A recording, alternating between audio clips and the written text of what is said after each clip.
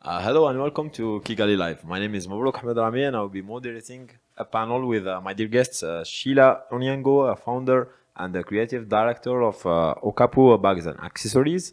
And we will also be joined by Sanskriti Dawle, co-founder and CEO of Thinkerbell Labs. Staying hungry and staying foolish, a main theme of entrepreneurship, of human aspirations in a fastly growing economy. Today, this is a topic that I'm happy to discuss with my two panelists. So to start, hello. Hi. Hi.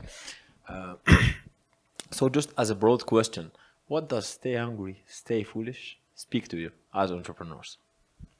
Okay, so as he has introduced, my name is Sheila Onyango from Kenya, and I am building a fashion brand called Okapu. You can find this anywhere online. So Okapu is based on a traditional craft of weaving of bags that we call kiondo in Kenya. So what I'm trying to do is modernize the kiondo so it can be more widespread. It can give the women in the village an income because most of them didn't have an education. So for me, staying hungry and staying foolish is like the epitome of my journey because as I was trained as an engineer, but I found myself because I love fashion, I love bags, I love creating, I love colors, I love patterns. I just found myself like really invested in this kyondo thing. So I didn't have any schooling in fashion, in using leather, in how it all works. So being hungry and being foolish and having a mindset of, I want to learn more of this, I want to learn more of this, is what has drove me to this point. So staying hungry and staying foolish to me is a learning journey. Like you never stop learning, you never stop knowing more and more about your business. Like even billionaires like Kanye West and Elon Musk, they still learn more and go into new ventures that they need to learn more about. So as entrepreneurs, like the learning never ends. The learning is what keeps you going because the interest also does not end. Yeah. That's great, Sheila. I have Thank a you. tough act to follow. So for me, staying hungry, staying foolish, I think boils down to are you okay being wrong? Are you okay making mistakes? Are you okay failing? Because if you are, and only if you are, you'll be able to take the risks that you need to take to, you know, do something new or start a business or really just sort of find yourself in life or whatever that means. So that's what it means to me. Sort of, accept that you're probably going to look back and say, "Oh, I was foolish," and once you accept that, then there's no end to how far you'll go. Okay, that's great. So, if I understand that, for you, it's more about the learning, which is at the core of your entrepreneurial journey, and for you, it's more about the acceptance of the risk of failure, as you see it as a core thing in any entrepreneur's journey. So, can you tell us a bit more about your businesses and the way your businesses are impacting people around the business in the broader ecosystem, and how staying foolish sometimes led you to maybe some good business deals or some innovation within your business?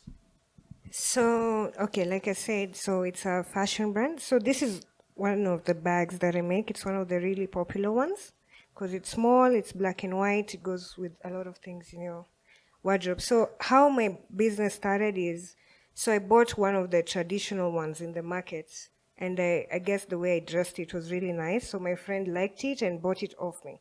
So at that time, I was not really thinking even of profit. I was like, just give me the money, I go and get a replacement. So this guy at the market who was selling them, I went and got a replacement. And then the replacement, my other friend was like, what? I really like that bag. Can you sell it to me? So I was like, okay, people seem to like these things. Maybe they just didn't think of how it can look fresh and modern. So I started posting them on Instagram. As time went by, as part of staying hungry and staying foolish, I was like, we could do so much more with this, not just the options that are in the market. Like we can make them square, they don't have to be round. We don't have to use like the same leather they use, we can use different ones. So Yeah, so I met someone who introduced me to her aunties in the village, and then we started working with that group of women.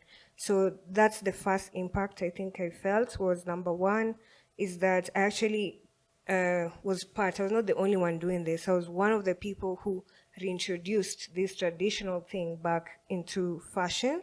And then number two, this group of women, now they had an outlet for their creative expression, and also they can now earn income from weaving, and not just for their homes, like they're now weaving for Okapu, and they work for Okapu, so it's an income for them. And also aside from the women, like also in like the team at the workshop, we have a young lady who's doing the leather work, which is very rare in our country to see ladies doing leather work. It's something men do, but because also she likes fashion, and this is just something that she is able to stay hungry and foolish for. She's now like, yeah, I want to learn how to do leather. It's just not something for men. Yeah. Great. Can you tell us what? Yeah, sure.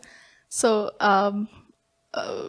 we make technology to enable blind children learn Braille by themselves. And due to the pandemic, education moved sort of online, which meant that for the last 2 years, blind children all over the world sort of didn't have the support that they needed, because Braille is a tactile language. So unless you have someone holding your hand, you're not going to be learning at home unless your parent is a Brailleist. So that's what we solved with Annie. Annie is the world's first self-learning Braille literacy device, and Annie is a connected device. So you can both push dynamic content and track learning outcomes. And children love Annie, and teachers and parents and institutions love the learning ecosystem that we've built around it, because using our tech, you can teach Braille. And we make it possible to track the learning outcomes for children in an aggregated manner. So, I started this company in college. I've been working on this idea since my second year of college. So that's 8 years now. And I think, again, being willing to, like you said, like learning continuously is a big part of being an entrepreneur, because I might figure out what I need to do today, but that's not what's going to take me further tomorrow. And so that's a very constant learning process. It's not like, okay, I learned this one time and now I'm done, because the next stage of growth requires me to be a completely different person. And I think the most eye-opening moment, pardon the pun, it was unintentional, but that I had was when I realized that literacy really sort of is so fundamental to things like ambition and aspiration, and planning your career and future and things like that. You meet a lot of people, and these days there's a whole trend of, oh, there's Alexa, so do you even need to learn Braille anymore? But there's a difference in sort of reading and being read to, and that is what tracks a lot of cognitive development for children. And when we truly realized the potential of what we're doing, I started sort of seeing my own perspective broaden. Earlier it was, okay, this is a technology that I need to work on. These are the features, and they need to work in such and such way. And that's a very limited mindset. And then I think it fundamentally changed the day I realized that it's not just product features that I'm working on. It's actually changing the futures of children, and whatever their aspirations may be, they want to become, I don't know, lawyers, engineers, whatever, or even entrepreneurs and business people. That's been a huge learning for me in terms of reframing the work I'm doing, and I think that keeps happening every few years or so. So it's really a constant feeling. Well, that's great. I'm really inspired by hearing both of your stories and relating to that. I mean, in today's society, it's obvious that we need more entrepreneurs, more innovation. We could do much better in so many areas, such as the areas you are tackling. So my question is, how do we encourage the emergence of young entrepreneurs like you? How do we empower people to stay hungry and to stay foolish, to aspire to a better tomorrow? How can we as society contribute to that? I think there's two ways. One is like, okay, as a society, what do we do as institutions? I think so. When I said earlier that you have to be willing to fail, there's also what actually happens if you fail. What does that failure mean? And I think policymakers and governments can sort of go a long way in ensuring that, well, the initial starting phase of any entrepreneur's journey is, well, it's not going to set their family generations back or whatever.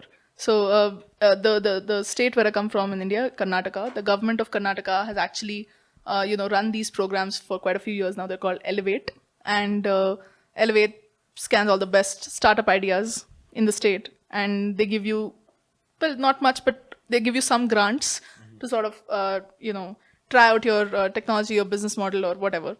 And I think the thought process behind that is so critical in sort of what is a systemic approach to foster entrepreneurship or innovation or that risk-taking abilities. Or that's a fine example of what infrastructural support can be provided for that.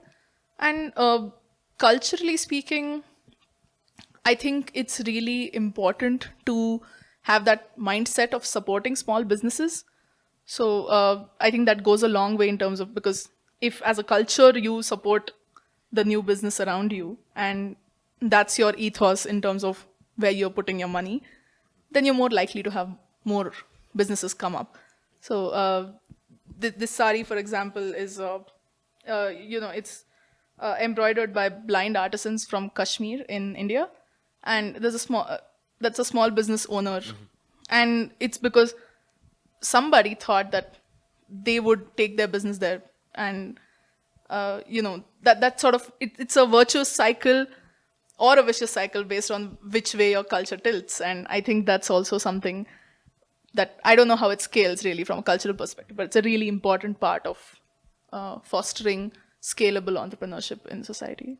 Okay, that's a really interesting take. So, what you believe in is that there is one component that is the infrastructure and the government that can play a role in lowering the failure cost and the starting cost for young businesses, allowing them to appear fast and to disappear faster if they don't work. But there's also another component, which is the democratic process of capitalism, where we as consumers are voting for the products we believe fit in the market. So really interesting point. Yeah, so those are really good points, especially the last one I can relate so much because like in Africa for fashion, like people always have the assumption that Western is better. So like really changing the mindset that local can be as good is it's important, as she said. And also I think what can also help more entrepreneurs come out is people who are already entrepreneurs like ourselves, like sharing information like we are, mentoring people, because like myself, I really didn't have much reference point other than what's like me having to search on the internet. But the few people who I've interacted with, if I could maybe have more access to them, like it will make my journey easier. Like a lot of problems I've solved because I called someone who probably is in that area and they helped me out, rather than spending like 3 days on the internet trying to find an answer. And you'll find most likely the answer is from an American whose market is totally different from what is happening in Kenya. So as business people, I think it would be nice if we put ourselves out there to mentor those who are starting out. Okay. Thank you for your answers. It's been a great discussion. I believe that with the stories of the entrepreneurs you just heard, underlines just the importance of building a platform for people to stay foolish, to stay hungry, and for humans to aspire to a better tomorrow. Thank you for being here on the panel. Thank you, Ramy.